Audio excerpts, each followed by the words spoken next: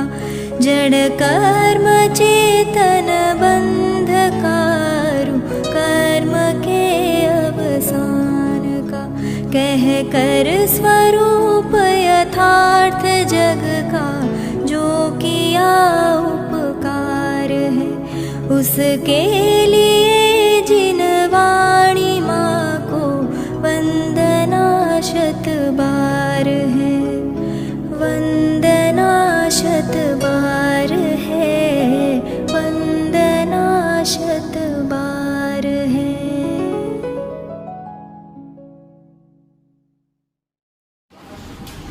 मंगलम भगवान देवो मंगलम गौतमोपरि मंगलम कुंज कुंदायो जय धर्मोऽस्तु मंगलम सर्वमंगल मांगल्यम सर्वकल्याणकारिकम प्रधानम सर्वधर्माणां जयं जयगुरुसाक्षिम्। परमानंद की प्राप्ति के लिए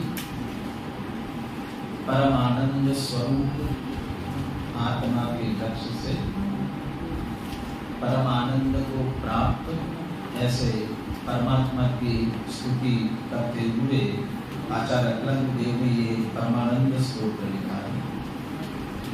जिस आत्मा का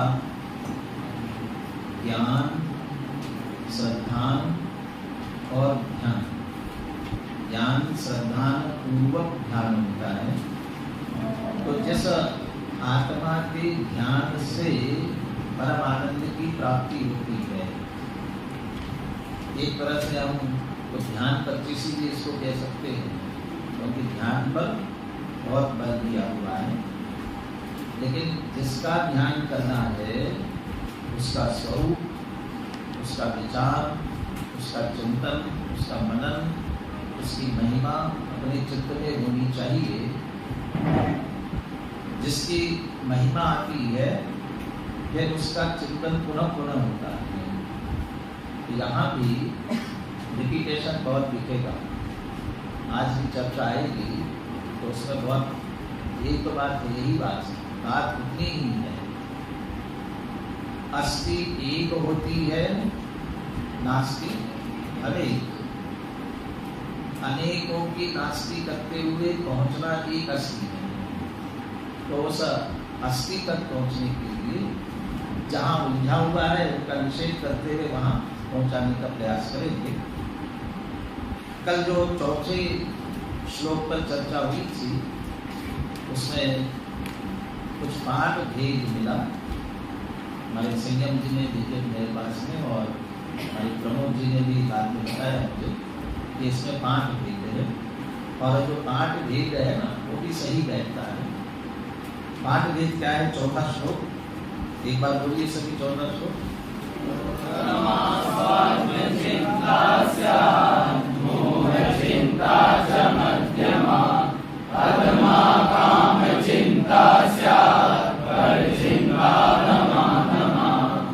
जो दूसरा चरण है मोह चिंता, उसके स्थान पर देह चिंता शब्द दिया है, देह चिंता।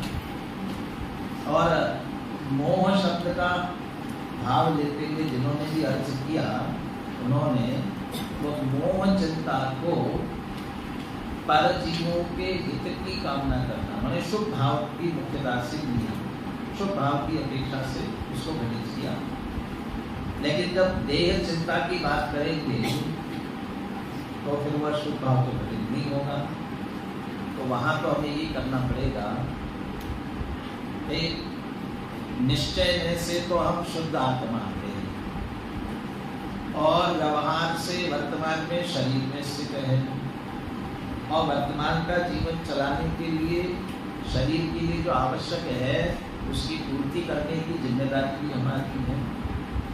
आवश्यकता की पूर्ति करना एक बात, और आवश्यकता से अधिक उसे सुविधा देना, लोगों की सामग्री देना, वो दूसरी बात। इस बात का विश्लेषण करते हुए ये कह रहे हैं, सबसे पहले तो अपनी आत्मा का ही चिंतन होना चाहिए। यदि परमानंद प्राप्त करना चाहते हो तो उसके लिए तो अपनी आत्मा का चिंतन ही सर्वोत्तम स्वात्म चिंता से। एक वाक्य सुना होगा ना, आत्मानुभूति जरूरी है, बाकी सब मजबूरी है। लेकिन ये किनके लिए? जिनको सचमुच आत्मा की रुचि अंदर से अच्छी तरह से प्रकट हुई है, उनको तो बारंबार सचमुच यही लगता है या यही काम जरूरी है। बाकी करना तो पड़ेगा ही, करना पड़ेगा, मजबूरी है। वर्तमान की अभी हमारी स्थिति परिस्थिति है, कमजोरी है, जिसके कारण से ये करना हमारी मजबूरी है। और उस मजबूरी में सबसे बड़ी मजबूरी है कि हम देह में स्थित रहें, और इस देह की संभाल करना वो जरूरी है। इसलिए देह चिंता से मत ये अपने देह के लिए सोचना, अपने व्यापार धंधे के लिए सोचना, आजीविका के लिए सोचना कि गलत नहीं है, न्यायपूर्वक अपनी आजीविका चलाना उतना है। इसलिए मध्यम उसके संदर्भ में विचार करता है कि मध्यम है। परंतु देह की आवश्यकता की पूर्ति हुई, अब अच्छा चाहिए तो अब विषयों की काम चिंता, अब 5 इंद्रिय विषय भोगों की दृष्टि से विचार करने लगे तो काम चिंता, विषयों की चिंता वो आधा है। चलो अभी तुम्हारी भूमिका ऐसी है कि 5 इंद्रिय विषय भोगों की लालसा होती है, इसलिए उसके संदर्भ में परिणाम आता है। लेकिन पर जिससे तुम्हारा कुछ लेना देना ही नहीं है, जिसमें तुम्हारा कुछ चलता ही नहीं है, उसमें व्यर्थ का हमारा समय गंवाना और ऐसा दूसरे के संदर्भ में करना अधिक आसक्ति, अधिक वृद्धता, अधिक तीव्र कषाय का कारण है। इसलिए अधमागम कहा भैया, उसके संदर्भ में क्यों करते हो? इसलिए पर चिंता अधमागम, आत्मा, उसके बाद देह, देह के बाद 5 इंद्रिय विषय, कि चलो वहाँ तक हमारी ही सीमा है, हमारी भूमिका है। परंतु उसके अलावा पर के संदर्भ में विचार करना वो क्या है? अधमागम। जिस आत्मा का ध्यान चिंतन करने की बात पुनः पुनः कर रहे हैं, ऐसा कोई करते हैं, उन्हें लाभ मिलता है।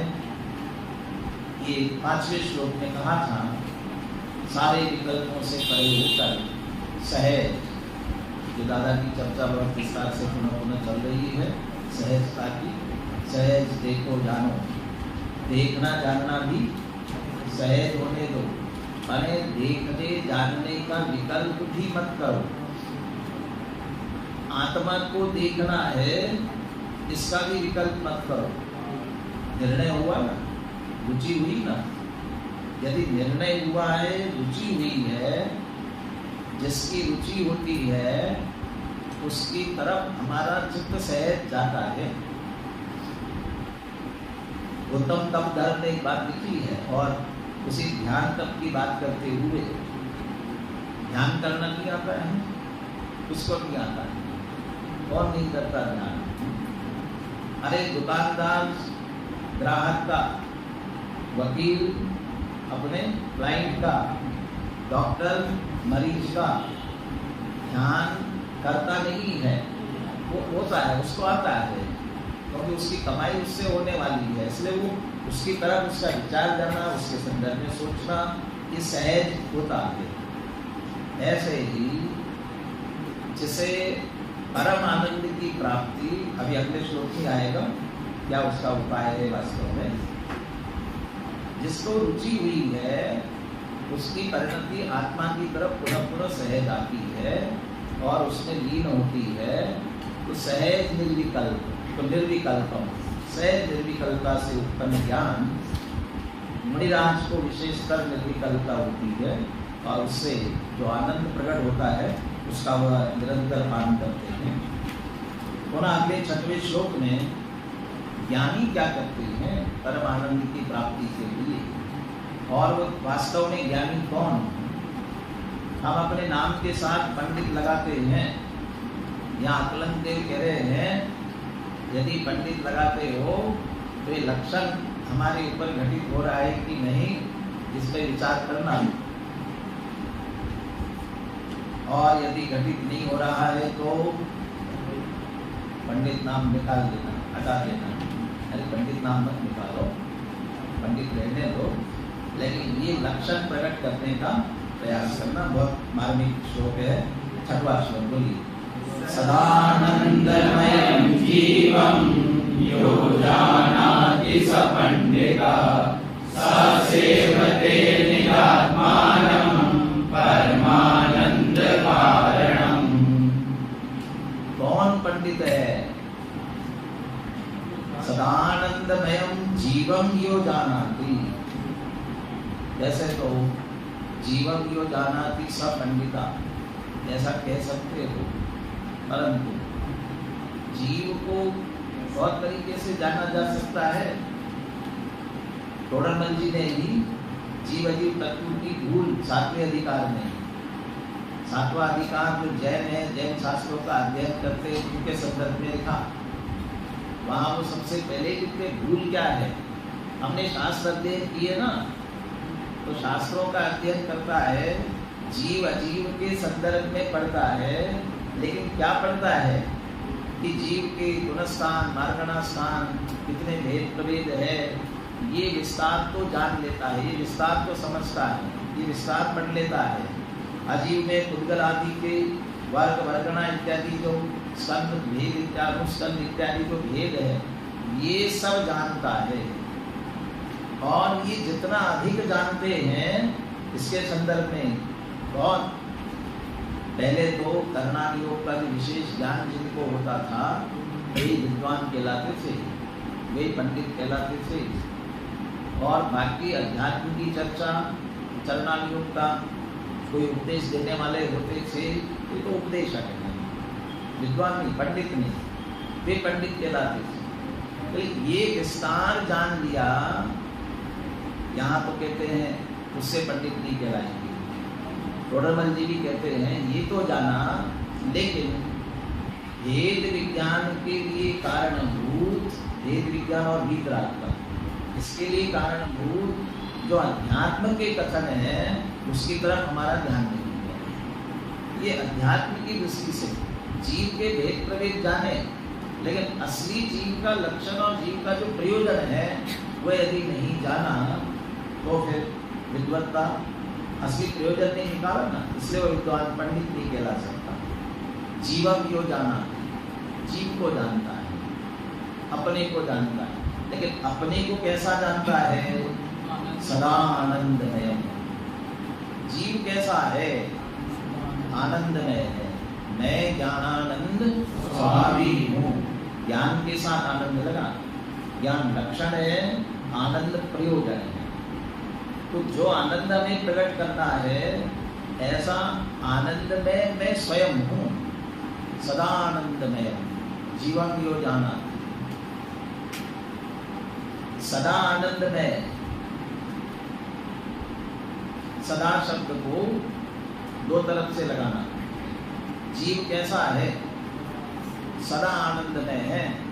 सदा आनंदमय माने भूतकाल में भी आनंदमय था, अभी आनंद में है, और भविष्य में भी आनंद में रहने वाला है, आनंद में ही। ऐसा नहीं है कि जब सम्यक दर्शन और सिद्ध अनंत और सिद्ध अवस्था प्रकट होगी तभी आनंद प्रकट होगा, ऐसा नहीं है। सदा आनंद में है, स्वभाव है उसका, स्वभाव का कभी अभाव होता नहीं है, सदा आनंदमय। तो जीव सदा आनंदमय ही है, वह पंडित है, वो विद्वान है, सपंडित। और सदा को जानने के साथ लगाओ, जो जीव को आनंदमय सदा जानता है, बस आनंदमय है, आनंदमय है, ये सदैव जानता है, भूलता नहीं है कभी भी, वो विद्वान है। तो सदा आनंदमय जानाति स पंडिता। जब आत्मा को ही आनंद में जाना है और अब परम आनंद प्रकट करना है, तो वे परम आनंद के लिए क्या करते हैं? परम आनंद के लिए क्या करेंगे? जहाँ आनंद है उसी का सेवन करेंगे। स सेवते निजात्मानं परमानंद कारणम। परमानंद के लिए या परमानंद का कारण ऐसा जो निज आत्मा, क्यों? जीव सदा आनंद में है। सदा आनंद और परमानंद दो शब्दों का प्रयोग किया। क्या अंतर करना? सदा आनंद में और परमानंद, जब दो अलग अलग शब्दों का प्रयोग किया है तो इसमें ऐसा अपन अर्थ करें, आनंद में जो कहा गया है वो स्वभाव है, पारिणामिक भाव रूप स्वभाव है आनंद। पारिणामिक भाव किसी ने दिया नहीं है, कोई छुड़ा नहीं सकता है। सदा आनंद में, त्रिकाल आनंद में, पारिणामिक भाव रूप आनंद स्वभाव, वो स्वभाव है हमारा। और परम आनंद का कारण है वो परम आनंद, उसका लक्ष्य करने पर जो निराकुल सुख, आकुलता से रहित निराकुलता, कषाय से दुख, कषाय का अभाव होने पर निराकुलता, सुख और आनंद, वह परम आनंद। उत्कृष्ट आनंद तो सिद्ध दशा में होगा, लेकिन उसका अंश भी है, वह भी परम आनंद ही है। आत्मिक आनंद, अतीन्द्रिय आनंद है, वो परम आनंद ही है। तो पर्याय में प्रकट होने वाला आनंद वह परम आनंद, सर्वोत्कृष्ट आनंद। परम विशेषण क्यों दे रहे हैं? क्योंकि जगत के आनंद को जगत आनंद समझता है, मानता है, लेकिन वो आनंद नहीं है। वो तो आनंद के नाम, सुख के नाम पर वास्तव में दुख ही है। इसलिए अतीन्द्रिय आनंद वो परम आनंद है। और ऐसा परम आनंद प्रकट करने के लिए वे उस सेवते निज आत्मा, अपनी आत्मा की ही सेवा करते। सेवा करते वाले क्या करते हैं? हाथ पैर दबाते हैं, नहलाते धुलाते हैं, ऐसा कर सेवा करते हैं ना, बहुत सेवा करते हैं। सेवा करने का मतलब क्या? अच्छा, आत्मा की ऐसा सेवा करने जाओगे, चलो हम आत्मा की सेवा करते हैं, हाथ पैर दबाते हैं, आत्मा के हाथ पैर हैं तो हाथ पैर दबाएंगे, क्या सेवा करना? सेवा करने का मतलब क्या है? आत्मा का सेवन करते हैं। तो सेवन करते हैं माने क्या? ग्लास में डाल करके पीते हैं, क्या करते हैं? आत्मा की सेवा करने का एक उपाय समझो और उसको 3 शब्दों में कहो, आत्मा को जानो, आत्मा को पहचानो और आत्मा में ही लीन हो जाओ। तो आत्मा को जानना, आत्मा को पहचानना और आत्मा में लीन होना, यही आत्मा की सेवा करना कहो, चाहे आत्मा का सेवन करना। सेवते, आत्मा की सेवा करते हैं या आत्मा का सेवन करते हैं, दोनों का। यदि हमें आत्मा की सेवा करनी है, एक ही उपाय है, आत्मा को जानो, आत्मा को पहचानो, आत्मा में लीन हो जाओ। यही आत्मा की सेवा और आत्मा का सेवन है। ज्ञानी परम आनंद के लिए यही करते हैं। तो ज्ञानी पूजा, भक्ति, व्रत, उपवास नहीं करते होंगे। आनंद के लिए, मोक्ष मार्ग आगे बढ़ना है तो इसके लिए व्रत, उपवास, ज्ञान, पूजा पाठ ये नहीं करते। यदि गृहस्थ अवस्था में है तो उनके लिए भी षट आवश्यक है, देव पूजा, गुरुपासकी, स्वाध्याय, संयम, तो ये भी तो सब करते होंगे ना, ये नहीं करते हैं। अभी पहले वाक्य बोला था ना, आत्मानुभूति जरूरी है और बाकी सब मजबूरी है। वो तो परम आनंद की प्राप्ति के लिए तो निजात्मा, सेवते निजात्मा, वो जरूरी है। लेकिन 24 घंटे वह नहीं हो सकता, नहीं कर सकते, इतना सामर्थ्य नहीं है, इतनी पवित्रता, इतनी पूर्णता, इतना पुरुषार्थ अभी जागृत नहीं हुआ है, तो क्या करें? यदि ये नहीं करते हैं तो और पापों में चले जाएंगे, और दुखों में चले जाएंगे, और कुगति में चले जाएंगे, बाहर की और अकुलता होगी। वो सब अशुभ से बचने के लिए करते हैं, परंतु उसे परम आनंद का कारण नहीं मानते हैं। ये सिर्फ अशुभ से बचने का उपाय है। परम आनंद का कारण तो निजात्मानंद से होती है। क्यों निजात्मा का सेवन करते हैं? वो सदा आनंद में है, स्वयं आनंद में है। जो स्वयं आनंद में है उसका आश्रय करेंगे तभी तो आनंद प्रकट होगा। इसलिए सदा आनंद में उस आत्मा का ही सेवन करते हैं और वही वास्तव में ज्ञानी है और पंडित है। श्लोकार्थ पढ़ते हैं, तो एक बार श्लोक दोहराते हैं। जो पुरुष सदा ही परम आनंद विशिष्ट आत्मा को जानता है वही पंडित है, और वही पुरुष परम आनंद के कारणभूत अपनी आत्मा की सेवा करता है। बोले श्लोक और उसका पद्य सदानंदमयं जीवं यो जानाति स पंडितः स सेवते निजात्मानं परमानंदकारणम्। सदानंदमय जो जाने वह ज्ञानी परमानंद पिपासु वह सेवे सदा निजान। ऐसा आनंद में आत्मा कहाँ है, कैसे रह रहा है, और जहाँ रह रहा है वहाँ रहते रहते गंदा मलिन हो जाता होगा, हो जाएगा मलिन, तो मलिन होता नहीं, कैसे नहीं होता है ये अगले श्लोक में कहते हैं।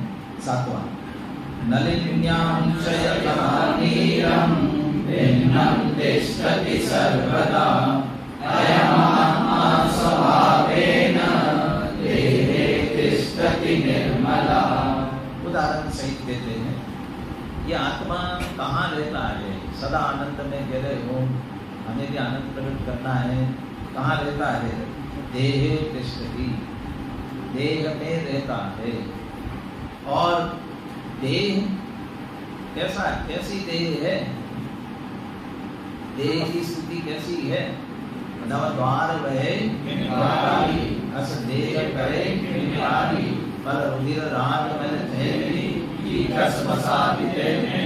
इनसे सभी मलिन है, और ऐसे देह में वह रह रहा है तो बहुत मलिन हो जाता होगा, बहुत मलिन हो जाता होगा।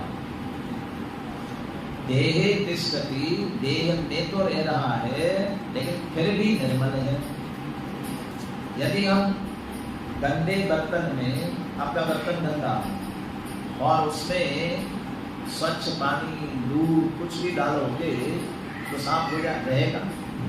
बर्तन गंदा है तो गंदे बर्तन में कोई भी चीज आप रखोगे तो क्या होगा, गंदा ही होगा। तो देह गंदी है और इस देह में आत्मा रह रहा है, वो भी क्या होगा, गंदा होगा, गंदा हो जाना चाहिए, ये नहीं होता। कैसे नहीं होता, स्वभावेन तिष्ठति, रह तो रहा है लेकिन अपने स्वभाव से वह निर्मल ही रहता है। ऐसा कैसे उसमें रहते हुए निर्मल रहता है, तो इसके लिए उदाहरण दिया, नलिन्यां च यथा नीरं भिन्नं तिष्ठति सर्वदा। अभी नलिनी शब्द है ना, इसके दो अर्थ कर सकते हैं। यहाँ जो अर्थ दिया है कमल पत्र, कमल का पत्र, तो कमल के पत्ते पर यदि पानी की बूंद गिरती है तो कमल का पत्ता समझो मिट्टी लगी हो, गंदा हो, तो उसके कारण से उसके ऊपर का पानी मलिन हो जाता होगा, यदि नहीं होता। क्यों नहीं होता, पानी बिल्कुल उससे अलग हो जाता, अलग ही रहता है। या पानी से कमल का पत्ता गीला हो जाता होगा, यदि नहीं होता गीला। क्यों, क्योंकि पानी उसको स्पर्श भी नहीं करता। समय साथ की 14वीं गाथा में पहला बोल किया है, अबद्ध स्पर्श। आत्मा कैसा है, अबद्ध स्पर्श मन बंधा नहीं है और स्पर्शित भी नहीं है। किससे बंधा नहीं, किससे स्पर्शित नहीं, कर्मों से, कर्मों की मुख्यता ली, वहाँ कर्म की मुख्यता ली, अपन देह की मुख्यता करी। ये देह से भी आत्मा न बंधा है न स्पर्श करता है, वहाँ भी ये उदाहरण दिया। जैसे कमल का पत्ता पानी में रहते हुए पानी को स्पर्श नहीं करता है, ऐसा ही आत्मा कर्मों के बीच में, देह के बीच में रहते हुए भी देह को स्पर्श भी नहीं करता, छूता ही नहीं है। तो नलिन्यां च यथा नीरं भिन्नं तिष्ठति सर्वदा, कमलनी पत्र के ऊपर पानी पड़ा हो तो उसे छूता ही नहीं है, उससे बिल्कुल अलग रहता है। ऐसा ही भले ही आत्मा देह में रह रहा हो लेकिन देह को छूता ही नहीं है। अब छूता नहीं कैसे, देह में रह रहा है तो बिना छुए कैसे रहेगा। आप कपड़े पहने हो तो आपके शरीर को स्पर्श कर रहा है कि नहीं कर रहा है, ये कपड़े आपके शरीर को स्पर्श कर रहे हैं कि नहीं कर रहे हैं, नहीं कर रहे, बिना स्पर्श किए पहने हुए हैं, कर रहे हैं ना। और इसी देह में आत्मा रह रही है और आत्मा उस देह को स्पर्श नहीं कर रही है, बिना स्पर्श किए कैसे रह रही है? हम बहिर्दृष्टि से देख रहे हैं। उसी 14वीं गाथा के उसमें उदाहरण में दिया, यदि बाहर से देखो तो कमल का पत्ता पानी में डूबा दिख रहा है आपको, तो क्या बहिर्दृष्टि से देख रहे हो, आपको उसका संयोग तो दिख रहा है। लेकिन यदि कमल पत्र के स्वभाव के समीप जाकर के देखो, कमल के पत्र के स्वभाव के समीप जाकर के देखो, तो कमल के पत्र का स्वभाव पानी को छूने का है ही नहीं, स्पर्श स्वभाव ही पानी से, इसलिए छूता नहीं। ऐसे ही हम यहाँ आत्मा देह में रह रहा है ये देख रहे हैं, लेकिन स्वभाव एक है, उसका स्वभाव देखो, वह स्पर्शी है, स्पर्श करता नहीं है। दूसरी बात, निश्चय की दृष्टि से, निश्चय की अपेक्षा से एक द्रव्य दूसरे द्रव्य को छूता ही नहीं है, एक द्रव्य दूसरे द्रव्य को नहीं छूता। समय सार की तीसरी गाथा की टीका में अमृतचंद आचार्य ने लिखा है, प्रत्येक द्रव्य अपने अनंत धर्मों का स्पर्श तो करते हैं, लेकिन परस्पर एक दूसरे का स्पर्श नहीं करते। स्पर्श, अब ये स्पर्श नहीं करते का भाव क्या लेना? स्पर्श नहीं करते का भाव लेना है एक दूसरे रूप नहीं होते, अपने अपने स्वरूप रहते हैं। अभी मैंने कहा था ना, हमने कपड़ा पहना हुआ है, ये शरीर का स्पर्श कर रहा है कि नहीं कर रहा है? निश्चय से देखा जाए तो स्पर्श नहीं कर रहा है, क्योंकि कपड़ा ऊपर है, कपड़े रूप है, शरीर शरीर रूप है, दोनों स्वतंत्र रहते हैं, इसका अंत स्पर्श नहीं कर रहा है। एक द्रव्य दूसरे द्रव्य को नहीं छूता है, तो देह जड़ है, आत्मा चेतन है, तो देह की जड़ता, देह की मलिनता आत्मा में प्रवेश नहीं करती है, निश्चय से आत्मा को छूती नहीं, आत्मा को स्पर्श नहीं करती है, इसलिए आत्मा उससे भिन्न, इसमें निर्मल ही रहता। तो स्वभाव है, इससे स्वभाव शब्द पर जोर देना, स्वभाव की दृष्टि से देखे तो आत्मा को शुद्ध ही है, निर्मल ही है, देह में रहते हुए भी देह से भिन्न है। यदि देह में रहते रहते वह मलिन हो गई होती तो समय साल में बहुत सारे तर्क उत्तर कभी तो अपस्यर में ना, अगले साल पढ़ोगे ना, तो अगले साल तो आपको कर्ता कर्म अधिकार पढ़ना पड़ेगा, फिर लौट के जीवाजीव अधिकार में आओगे। तो जीवाजीव अधिकार में ये देह में रह रहा है, तो संसार दशा में देह से वर्णादि के साथ में तन्मय मान लो ना, क्या दिक्कत है? अभी रह रहा है, अभी तन्मय मान लो, अभी मोक्ष में अलग हो जाता है, वो अलग बात है। जब संसार में है तब वर्णादि से तन्मय है, तादात्म्य है, बोलने का ऐसा नहीं हो सकता। यदि संसार में वर्णादि से तन्मय तादात्म्य हुआ, यदि इसने मोक्ष के लिए प्रयास किया, पुरुषार्थ किया और मोक्ष हुआ, तो कहते हुआ अजीव को ही मोक्ष होगा। फिर क्यों? क्योंकि यार वर्णादि से तन्मय हुआ ना, तो तन्मय हुआ तो अजीव हुआ, तो मोक्ष किसे हुआ? जो अजीव हुआ था उसे मोक्ष हुआ, तो मोक्ष दशा में भी फिर अजीव रहेगा। इसके लिए वह संसार दशा में वर्णादि से तन्मय नहीं होता। यदि वास्तव में देह के साथ रहते रहते आत्मा मलिन हो गई होती, तो फिर आत्मा सिद्ध दशा में परिपूर्ण निर्मल जो हो जाती पर्याय में, वह निर्मल नहीं होती। चूंकि देह में रहते हुए देह की मलिनता आत्मा में प्रवेश नहीं करती है, सिर्फ एक क्षेत्रावकाश संयोग मात्र है। ये उदाहरण सहित बात की। नलिनी का दूसरा अर्थ, जो नलिनी शब्द आता है ना, एक दूसरे अर्थ में भी आता है, वो जो शुद्ध नव चांद बिसरी नलिनी लटकायो, एक उदाहरण ये भी दिया जाता है ना।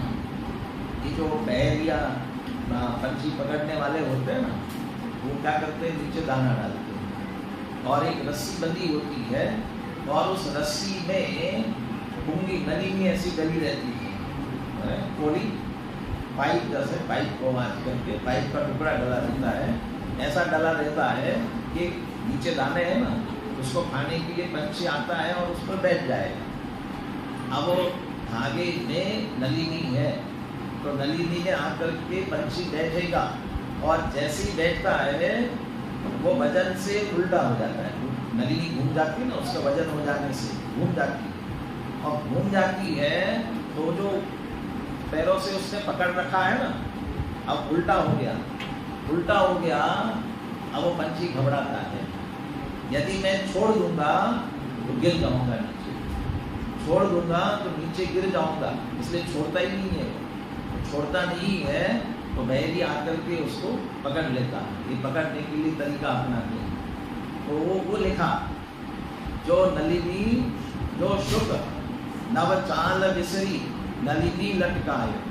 अरे वो छोड़ देता तो उसका स्वभाव क्या था? आकाश में उड़ने का।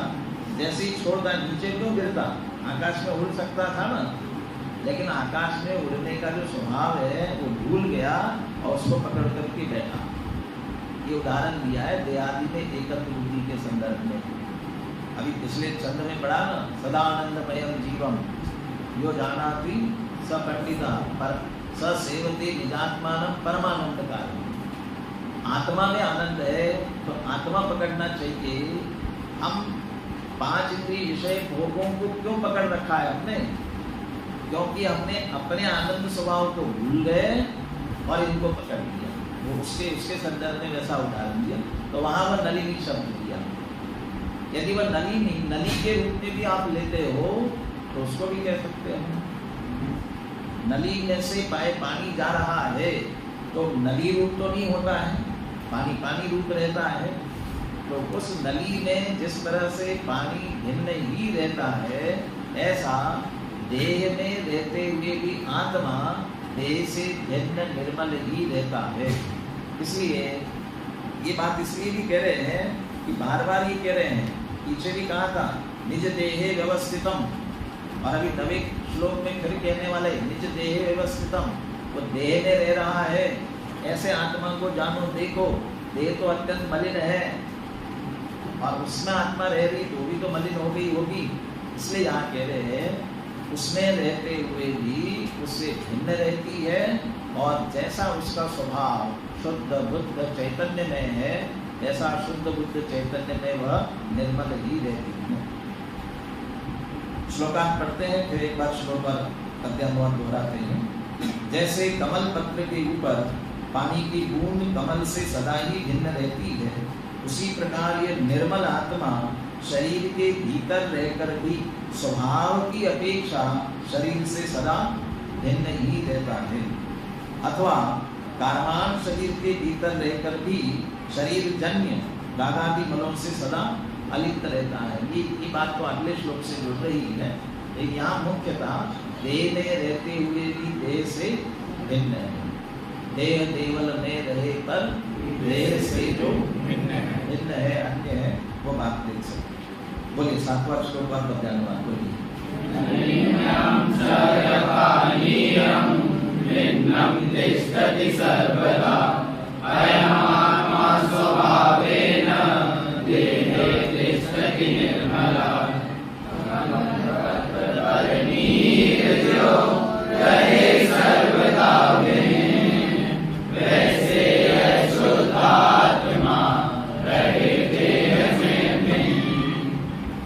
चलिए, आज समय कम मिला अपने को, 2 श्लोकों का 4 श्लोकों का विचार किया था। कल थोड़ा सा गति बढ़ाते हुए आगे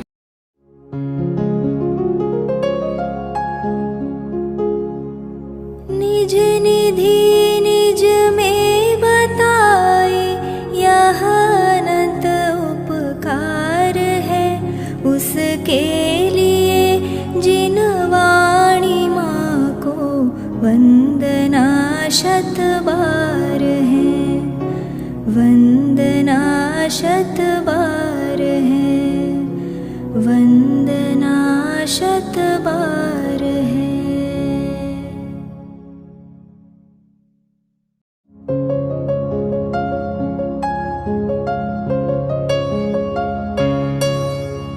हे जिन वाणी भारती तो ही जपो दिन रैन, जो तेरी शरणा गहे सो पावे सुख चैन।